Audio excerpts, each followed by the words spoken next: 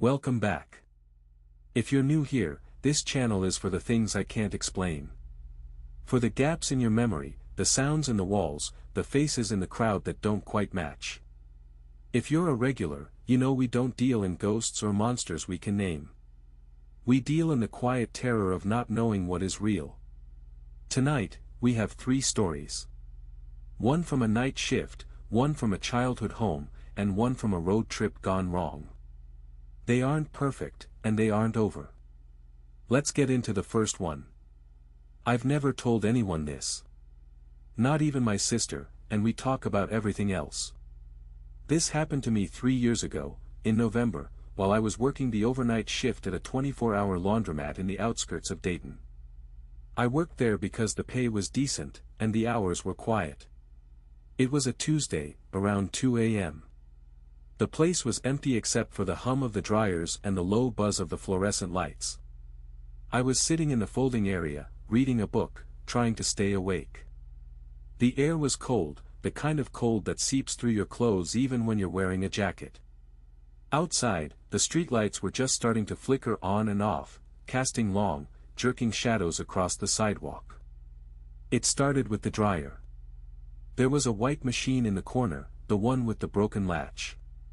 It had been out of order for weeks, but the previous night's shift guy had just left a few of my customers' towels inside. I decided to run a cycle to dry them. I shoved the load in, closed the heavy glass door, and set it for 30 minutes. I went back to my seat.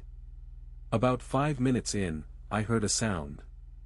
Not the rhythmic thumping of the drum, but a scratching sound. Like fingernails on the inside of the glass. I looked up. The machine was spinning, but the towels inside were perfectly still, not tumbling. They just sat there, a solid white lump, while the glass vibrated from the vibration of the drum. I told myself it was the machine shaking. Old machines do that. I went back to my book. Then, the sound stopped. The drum kept spinning, but the scratching was gone. I waited. The minutes ticked by. Then, the handle on the door started to turn. I sat up, my heart doing a little thump against my ribs. The latch was inside the machine. No one could open it from the outside unless they had the key, which I kept in my pocket. I watched the handle rotate. Slowly. Deliberately. It clicked, and the door unlocked. But it didn't open. It just stayed unlocked, hanging slightly ajar, while the machine continued to spin with the towels still inside. I got up and walked over to it. I pressed my hand against the glass. I could feel the heat radiating from the dryer, but when I looked through the glass, the towels were still there. But now, there was a handprint. A dark, wet handprint, right in the center of the glass, smearing the inside. I wiped it. The handprint was gone. I wiped it again, harder this time, and the glass fogged up. When the fog cleared, the handprint was back, but it was different. It was pressed from the inside, the fingers splayed out, and the palm was facing me. I backed away, my breath hitching in my throat. I tried to rationalize it. Maybe I was just tired. Maybe the old glass was warped. I decided to pull the plug. I walked over to the breaker box in the corner, my hands shaking so bad I could barely find the fuse. I flipped it off. The hum of the machines died. The silence was sudden and heavy. The dryer stopped spinning. I stood there, staring at the machine, waiting for the handprint to fade. It didn't. It was still there, vivid and dark, as if someone had just pressed their hand against the glass seconds ago. I turned around to leave, to go home and sleep, but when I looked back at the machine, the door was closed again. The handle was locked. I hadn't locked it. The machine was dead, unplugged, and the door was sealed tight. I ran out the front door. I didn't stop until I was 3 blocks away. When I got home, I called the manager, but he said the laundry room had been empty all night. He said the machine was never even turned on. But I knew better. I knew the heat, I knew the sound. I still don't know if it was the dryer or something else that used the machine as a window. I still don't know why the handprint looked like it was reaching out. I stopped working there the next day. I still have nightmares about the smell of wet wool and the sound of a glass door turning. The second thing happened 2 years later. I was living alone at the time, in an old house that had been in my family for generations. This happened to me in the summer of 2018. I was 24, living in my childhood bedroom in a small town in Ohio. It was the kind of house where the floorboards groan like they're alive, and the windows rattle when the wind blows. I had just moved back in after my dad's funeral, and the silence was too loud. My room was on the second floor, with a window that looked out over the backyard. The backyard was overgrown, full of tall grass and old oak trees. I'd been there for a few weeks, just trying to get my head together. I worked from home, so I spent most of my time sitting at my desk, staring at the screen, listening to the house settle around me.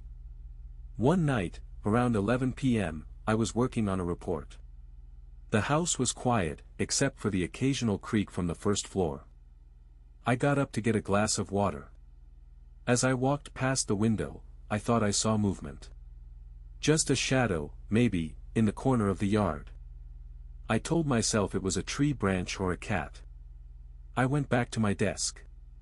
I finished the report, feeling tired, and decided to go to bed early. I climbed into bed and turned off the lamp. The darkness was heavy. I lay there, listening to the house. Then, I heard a sound. It was a soft, rhythmic tapping. Asterisk tap. Tap. Tap, asterisk. It was coming from the window. I froze. My heart started to race. I told myself it was the wind, or a branch hitting the glass. I tried to calm myself down. It's just the house, I thought. It's just the wind. I got up and walked to the window. I peered through the blinds. The yard was empty. The trees were still. No shadows. No movement. I let out a breath I didn't know I was holding. I went back to bed. I lay there for a while, trying to fall asleep. Then, the tapping started again. This time, it was louder. Asterisk tap. Tap. Tap, asterisk. It was definitely coming from the outside. I grabbed my phone, turned on the flashlight, and walked back to the window. I looked out. Nothing. Just the dark yard. I turned off the light and got back in bed. I tried to sleep, but the tapping continued. Asterisk tap. Tap. Tap, asterisk. It was getting closer. I could hear it now, not just on the glass, but right next to it. Like someone was standing just outside the window, pressing their face against the glass. I grabbed the flashlight and shined it on the window. The light cut through the darkness, illuminating the yard. I saw it then. A face. Not a ghost, not a shadow. A real face. Pressed against the glass, right where the tapping was coming from.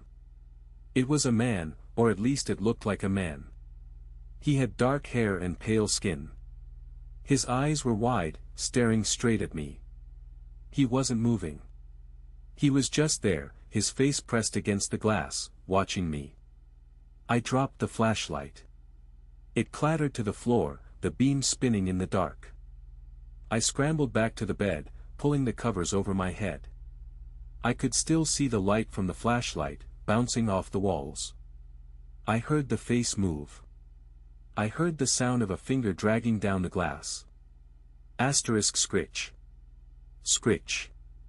Scritch, asterisk. It was slow, deliberate. I sat there, terrified, waiting for him to break in. I waited until the sun came up, never taking my eyes off the window. When morning came, I ran out of the room. I didn't stop until I was in the kitchen. I looked out the window. The yard was empty. The glass was clean. No fingerprints. No signs of anyone being there. I called the police, but they said there was nothing to investigate. No evidence of a break-in. No witnesses. I moved out the next day. I still check the locks every night, just in case. I still don't know who that man was, or why he was there. I just know he was watching me, and he's still watching me sometimes, in the quiet moments. The third story happened a few months after I moved. I was traveling for work, staying in a hotel in a city I've since forgotten the name of. I don't expect you to believe me. This happened to me on a Tuesday, about a year ago. I was traveling for work, staying in a hotel in a city I've since forgotten the name of. The place was a chain hotel, the kind with the carpet that smells like old coffee and the elevators that always stop one floor too low. I had a long day of meetings. I was exhausted, so I went straight to my room on the 14th floor. I unlocked the door and walked in. The room was exactly as I remembered it from the last time I checked in, a queen bed, a small desk, a bathroom with the shower curtain drawn. I threw my bag on the bed and collapsed. I must have fallen asleep, because when I woke up, it was the middle of the night. The clock said 3:15 a.m. The room was dark, save for the glow of the streetlights coming through the blinds. I sat up, rubbing my eyes. I heard a sound. A soft, wet squelching noise. It was coming from the bathroom. I froze. I had checked the bathroom before I went to sleep. The shower was empty. I told myself it was just the pipes, or the wind. I got up and walked to the door. I opened it slightly and looked into the hallway. Empty. I went back to the room. I walked toward the bathroom. The squelching sound was louder now. Asterisk squelch. Squelch asterisk, it was coming from the shower. I pushed the door open. The shower curtain was drawn, just like before. The room was silent. I reached out and pulled the curtain back. The shower was empty. The floor was dry. The drain was clear. I let out a breath. I was just tired. I walked back to the bed and lay down. I was about to drift back to sleep when I heard it again. Asterisk squelch. Squelch asterisk, this time, it was coming from the corner of the room, near the foot of the bed. I sat up. I shined my phone's flashlight around. Nothing. Just the usual clutter of a hotel room. I turned off the light and lay down again. Then, the squelching started again. Asterisk squelch. Squelch asterisk, it was getting closer. I could feel the air changing, getting heavier, thicker. I sat up again, shining the light around. I saw it then. A puddle. A dark, wet puddle, forming right where the squelching was coming from. It was spreading, inch by inch, moving toward the bed. I scrambled back, pulling the covers over my head. I could feel the dampness creeping up the sheets. I pulled them off, and the puddle was still there, spreading, getting larger. I grabbed my phone and ran to the door. I opened it, but the hallway was gone. The hallway had been there a minute ago. Now, it was just a wall. A solid, white wall where the hallway had been. I turned back around. The puddle was gone. The room was dry. The shower was still empty. I ran to the door again, but it was locked. The handle wouldn't turn. I pounded on the door, screaming for help. I pounded until my knuckles were raw. Then, the door opened. I ran out into the hallway. The hallway was back to normal. The other guests were in their rooms. The elevator was working. I ran to the front desk, frantic, but the desk was empty. I called security, but they said there was no sign of a break-in. No records of anyone being in the room. I checked my bag. It was empty. My passport, my wallet, my phone, all gone. But when I got to my car, my stuff was still there, sitting on the passenger seat, dry and untouched. I still don't know what happened in that room. I still don't know why the hallway disappeared. I just know I'm never staying in that city again. I don't know if any of you have ever experienced something like this. Maybe you have, and you just don't know what to call it. Drop a comment below and tell me what you've seen that you can't explain. I read every single one. The next video has stories that are even harder to explain. If you want to hear more, make sure you subscribe. It's better to know we aren't alone in the dark, even if we can't say what's out there. Thanks for listening.